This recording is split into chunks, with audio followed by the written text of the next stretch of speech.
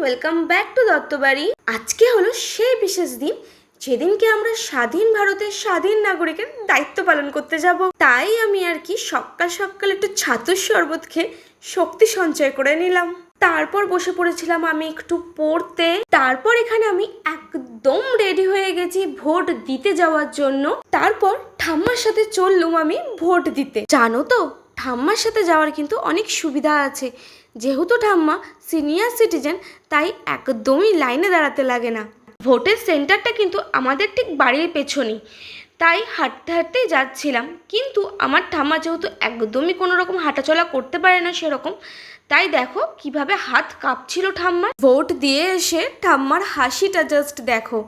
আমি এখানে ঠাম্মাকে বলে দিচ্ছিলাম, এইভাবে দেখাও আঙ্গুলটা যে তুমি একটু ভোটটা দিয়েছো। তারপরেই মা দিল লেবুর শরবত। আমি এটা খেতে থাকি, তোমাদের সঙ্গে দেখা হচ্ছে পরে। টাটা।